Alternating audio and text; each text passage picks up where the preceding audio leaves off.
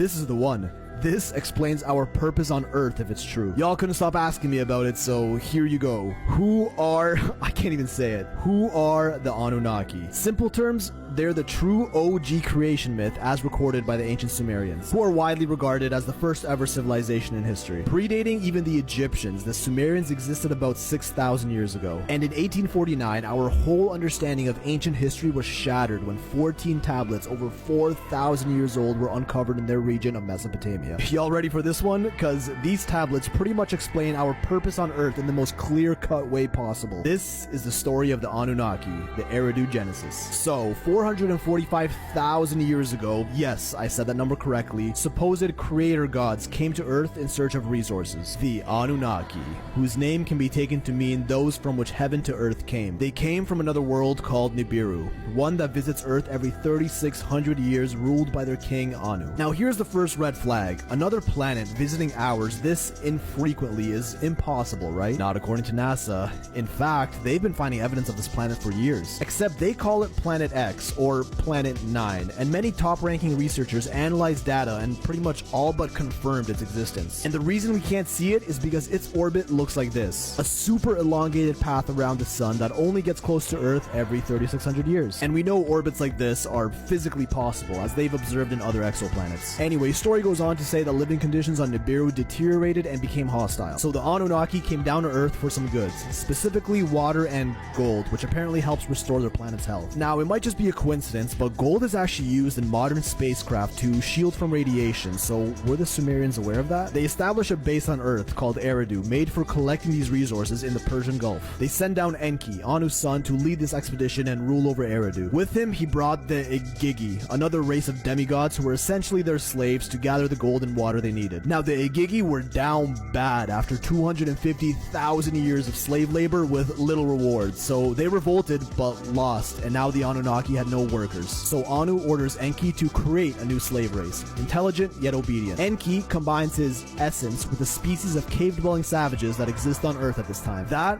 would be Homo erectus, our prehistoric ancestors. And through this process, he created humans, us, Homo sapiens. Now, this combining of essence is taken to be interpreted as genetic engineering. Sounds absolutely ridiculous, I know, but y'all remember Bob Lazar? The whistleblower on all that UFO, space tech, and aliens, which literally all turned out to be true? Just listen to what he had to say about certain classified documents regarding genetic engineering. There is an extremely classified document dealing with religion, and it's about that tech, saying basically that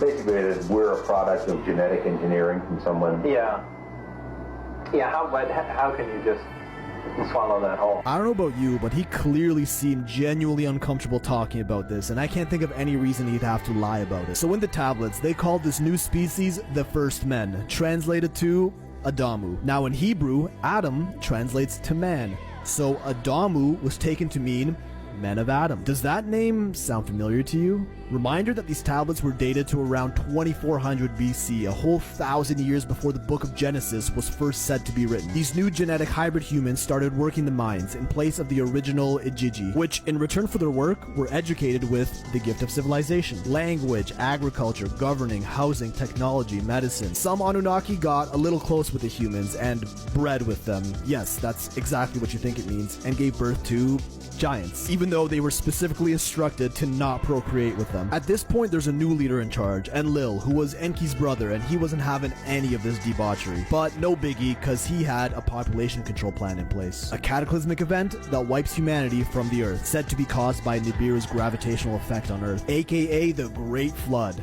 How convenient. Enlil took this opportunity to dip back to Nibiru so that Earth can be rid of all these unworthy inhabitants. The translations claim that Enlil and his crew left in their celestial boats that took them to the sky and circled Earth. Hey, that sounds like spaceships, rockets, and orbits to me. But Enki felt more sympathy, so he instructed some chosen humans to build boats so they can survive the flood. Noah's Ark, anyone? The flooding lasted for 7 days, yet another creation story told by almost every other culture of our past. There is countless proof of this intense flooding all around the world, but that's a rabbit hole for another time. The small number of humans that survived the flood started to rebuild civilization. Enki and other Anunnaki helped them rebuild in all corners of the Earth, which is said to have given rise to the pyramids, megaliths, and advanced masonry techniques that we see all over the world. And eventually they left Earth and they had one civilization that was more advanced than the rest.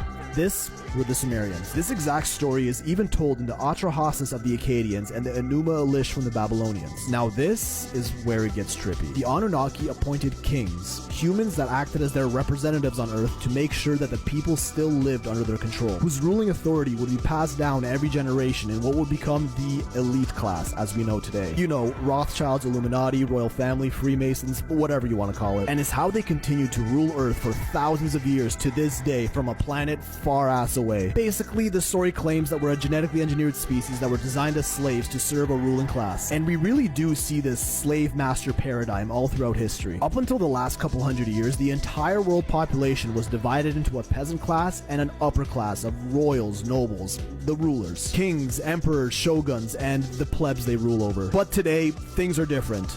Or are they? Did the peasant class just become the modern day working class? And the ruling class now work behind the scenes in an attempt to give us the illusion of freedom?